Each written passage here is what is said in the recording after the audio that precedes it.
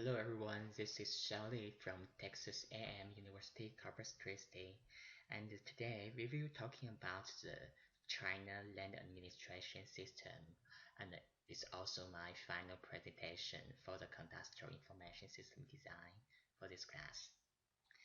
And today my presentation has four parts.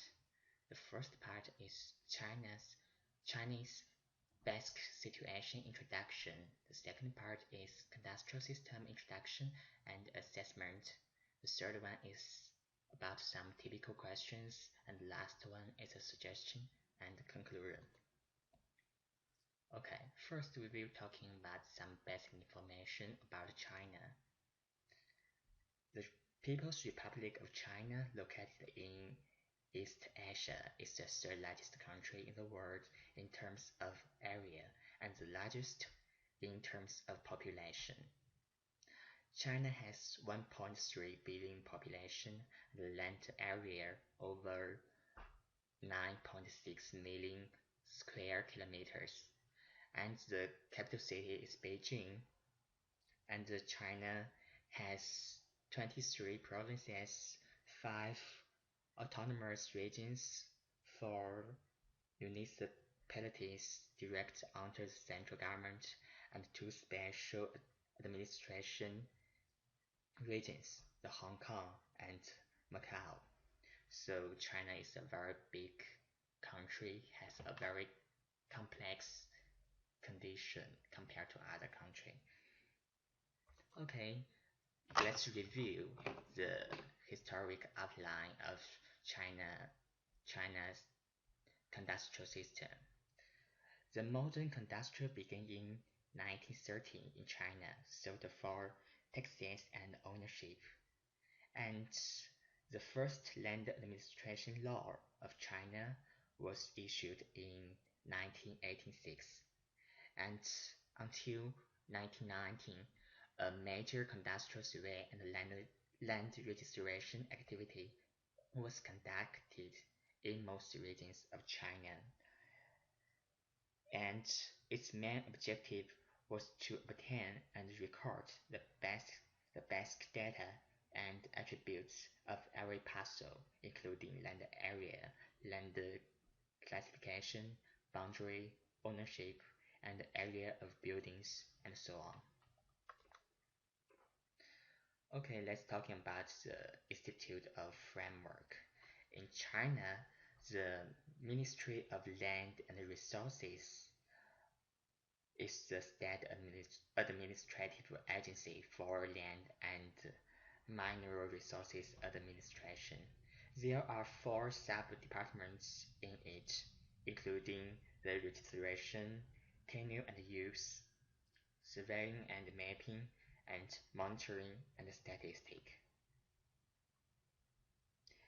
In China, qualification for conduct surveying are authorized by Administrative Office of Surveying and Mapping. The education system for land management and cadastral surveying in China is multi-level, including higher education, secondary education, adult education, include mapping, land surveying courses for training techniques for cadastre. Both universities and secondary technical schools may offer short-term training and correspondence training courses. So in the modern world, in the recent China, we have many schools can provide various courses for these people who are interested in cadastral. Yeah. However, the China is a socialist country, so it has some special conditions. In 1986, the State Bureau of Land Administration states that the establishment of cadastre in China, the multi-purpose cadastral and land information system, has gradually been established and put into use. As I mentioned, China is a socialist country, and according to the Land Administration Law of China, it has stated that China implements the socialist public ownership of land. In other words, only the state or the royal collection has the land ownership, and any individual or organization only has the right to use land. According to these statements, the land in China can be divided into two categories: the state-owned and the collection-owned. Usually the state-owned in city and the collection-owned in the countryside. The household registration system will treat rural and urban residents differently, and the land tenure system maintains vastly different land rights. Actually, all of these are caused by a special Chinese resident policy. We call and the Chinese people call it hukou system. The hukou system divided the population in China into two parts. The first part is agricultural hukou, and the second part, people holds the non-agricultural hukou. Only the agricultural hukou holder, who those we call rural residents, has the right to use the collection land to do the agricultural production or build house, and they use it for free.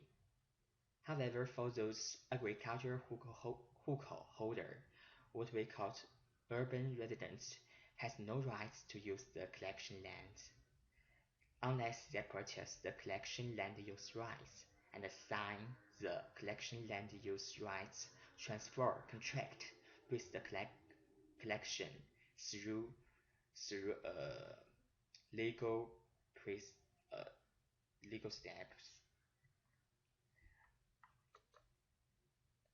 And the core and the basis of a land administration system is cadastral. It is normally a parcel-based and up-to-date land information system containing records of base information like the location, area, use, and the interests in land, like the rights, restrictions, and responsibilities. And please look at this picture. It includes 11 different contents for the land registration content. Actually, the modern cadastral system includes many jobs such as land investigation, land use and condition, land classification, and land registration, statistics, management of cadastral files, establishment and management of cadastral information system, and more. And more new techniques are widely used in the whole job.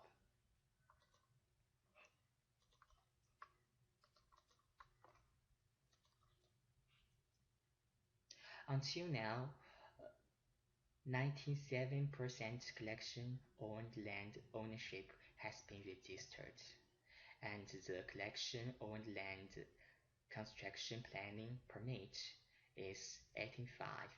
The rural homestead land use right certification is 18.2, and for the state-owned land, the registration rate is 100.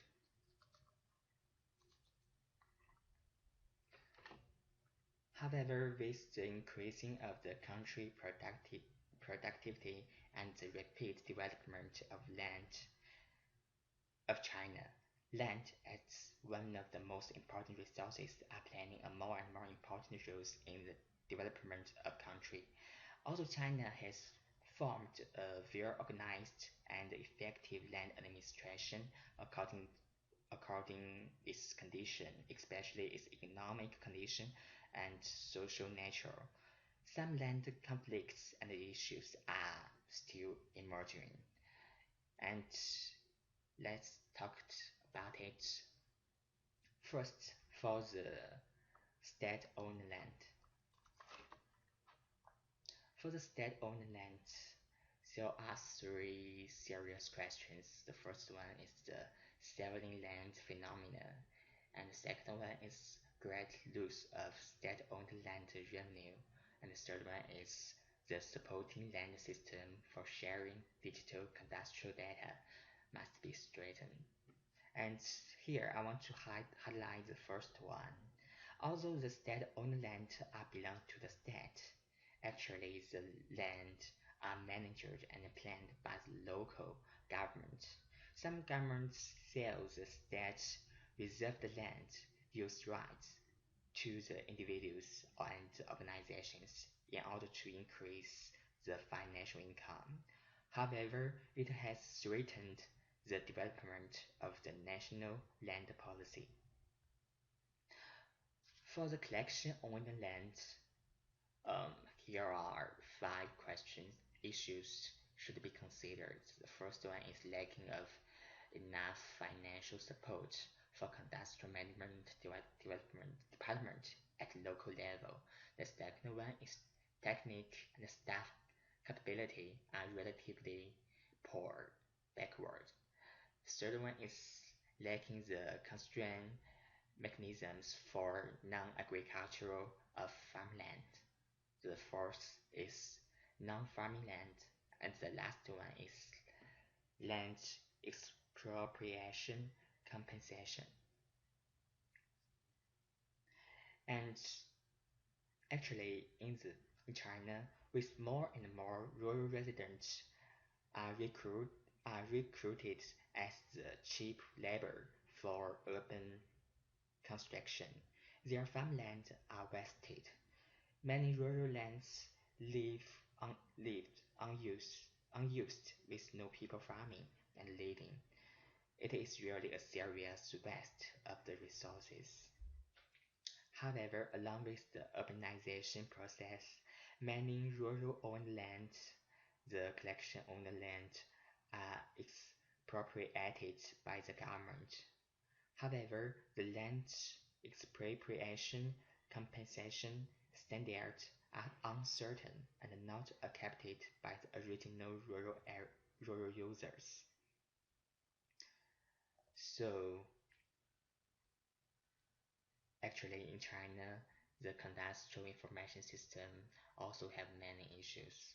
For all of these issues we have talked about, I think the first and the most important step for the land administration system advancement is to form an integrated system of residency and land use. The rural and urban integration requires reform of both the residency system and the land tenure system.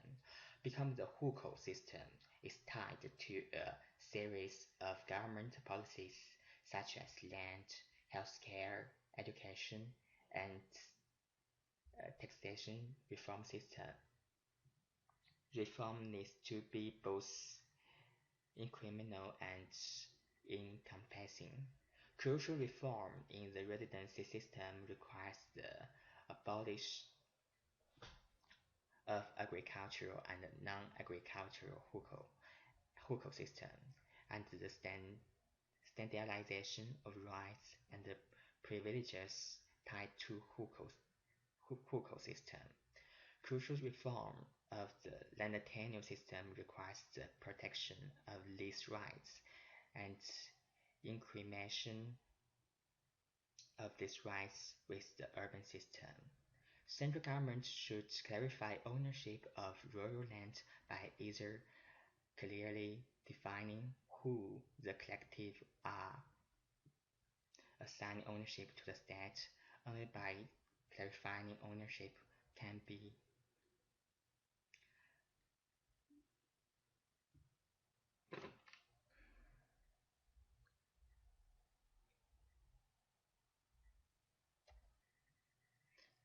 Okay, for all the issues we have talked about, I think the first and the most important step for the land administration system advancement is to form an integrated system of residency and land use.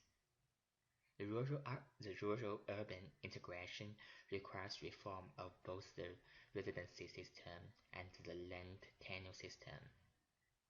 Because the hukou system we have talked about is tied to the series of government policies such as land, health care, education, so the reform needs to be both